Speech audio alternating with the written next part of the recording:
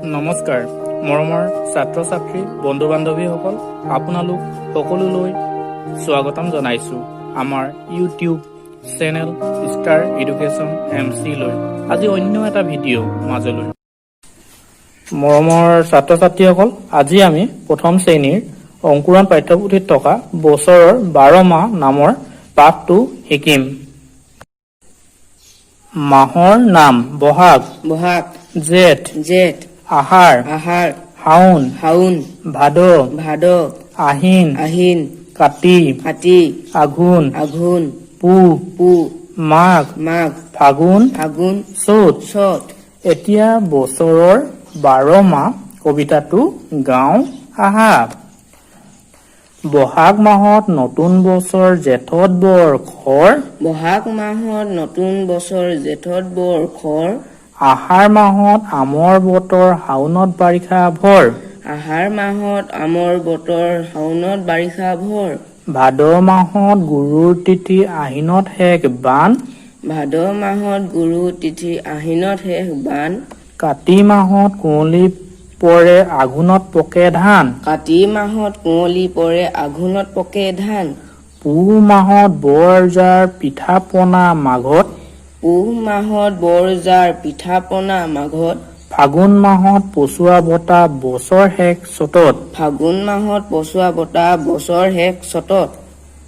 বহাগ মাহত নতুন বছৰ জেঠত বৰ খৰ, আহাৰ মাহত আমৰ বতৰ শাওণত বাৰিষা ভৰ,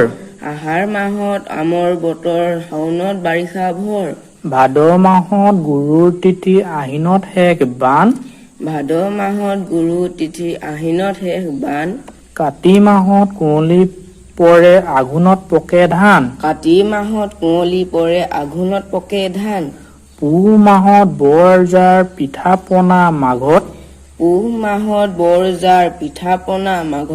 ফাগুন মাহত পচুৱা বতা বছৰ শেষ চ'তত।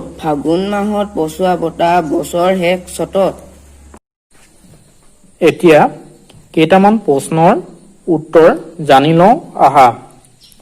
1 নম্বৰ প্ৰশ্ন: অসমীয়া 12 মাহৰ প্ৰথম মাহটোৰ নাম কি? ইয়াৰ উত্তৰটো হ'ব বহাগ মাহ। বহাগ মাহ অসমীয়া 12 মাহৰ প্ৰথম মাহটোৰ নাম। 2 নম্বৰত প্ৰশ্ন: কোন মাহত বৰ খৰ হয়? খৰ মানে খৰাং হয়। ইয়াৰ উত্তৰটো হ'ব জেঠ মাহ। জেঠ মাহত বৰ খৰ হয়, অৰ্থাৎ খৰাং হয়।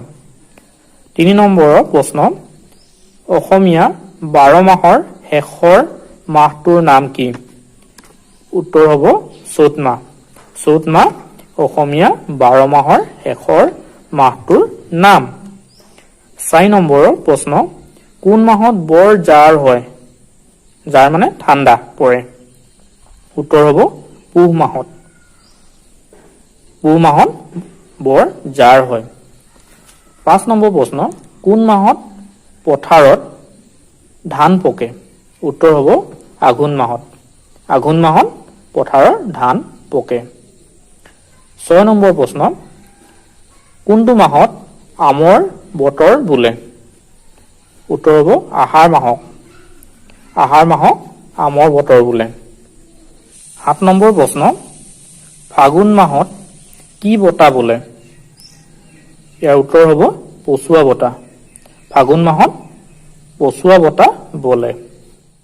ভিডিঅ'টো যদি ভাল লাগিল প্লিজ লাইক এটা কৰি দিবা আৰু তোমালোকৰ সকলো বন্ধু বান্ধৱীয়ে যাতে ভিডিঅ'টো পায় শ্বেয়াৰ কৰিবা আৰু এনেধৰণৰ ভিডিঅ' পাই থাকিবৰ বাবে চেনেলটো ছাবস্ক্ৰাইব কৰি দিবা আৰু ওচৰতে থকা বেল আইকনটো দবাই দিবা। ধন্যবাদ। জয় অসম।